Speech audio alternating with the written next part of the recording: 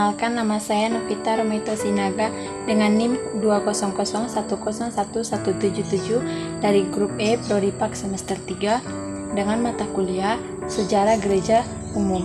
Dosen pengampu Ibu Rawatri Sitanggang MPD. Baiklah, di sini saya akan menjelaskan periodisasi sejarah gereja. Periodisasi sejarah gereja dibagi menjadi 3 tahap.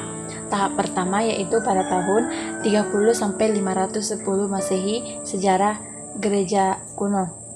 Sejarah gereja kuno dibagi menjadi 2 tahap. Tahap pertama tahun 30 sampai 312 Masehi memiliki ciri-ciri sebagai berikut.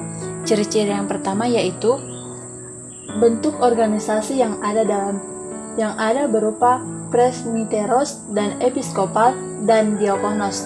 Ciri yang kedua yaitu adanya faktor-faktor dan filsafat-filsafat dan penganiayaan gereja. Dan tahap kedua yaitu pada tahun 313 sampai 590 Masehi memiliki ciri-ciri sebagai berikut. Ciri yang pertama yaitu Konstitusi Agung menjadi pembebasan gereja. Yang kedua, adanya konsili-konsili Nicea.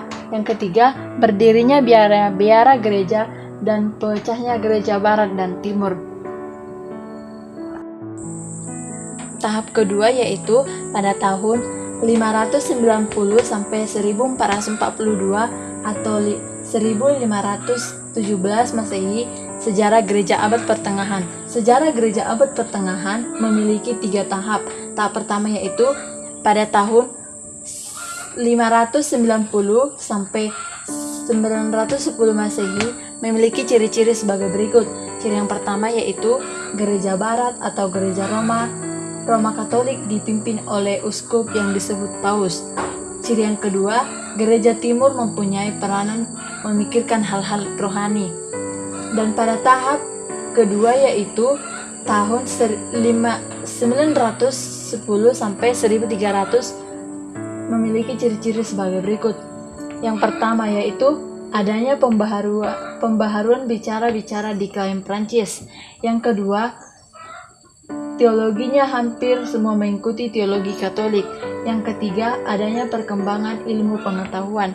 Yang keempat, adanya perang salib sebanyak 7 kali.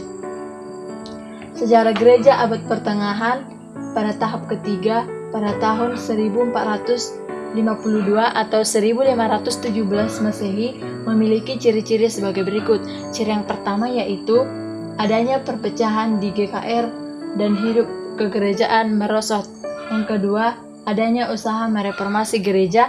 Yang ketiga, adanya gerakan Geneserense. Periodisasi sejarah gereja pada tahap terakhir yaitu pada tahun 1492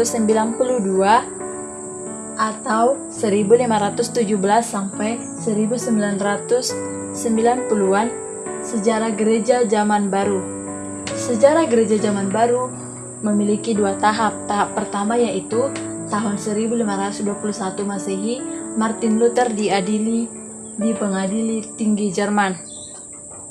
Yang kedua yaitu pada tahun 1529 adanya pertemuan tingkat tinggi, tujuannya mempersatukan kembali gereja-gereja Kristen di GKR. Sejarah gereja zaman baru memiliki ciri-ciri sebagai berikut. Yang pertama, GKR berusaha mengembalikan orang Protestan ke Katolik. Yang kedua, GKR memperbaiki kelemahannya yang ada di dalam gereja, khususnya doktrin. Dan ciri yang terakhir yaitu gereja Katolik memperbesar sayap-sayapnya ke negara-negara baru, dan ini yang disebut kontratepo formal.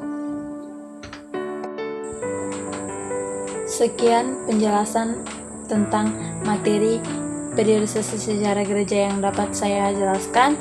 Apabila ada kesalahan, saya mohon maaf. Semoga bermanfaat. Sekian dan terima kasih. Shalom.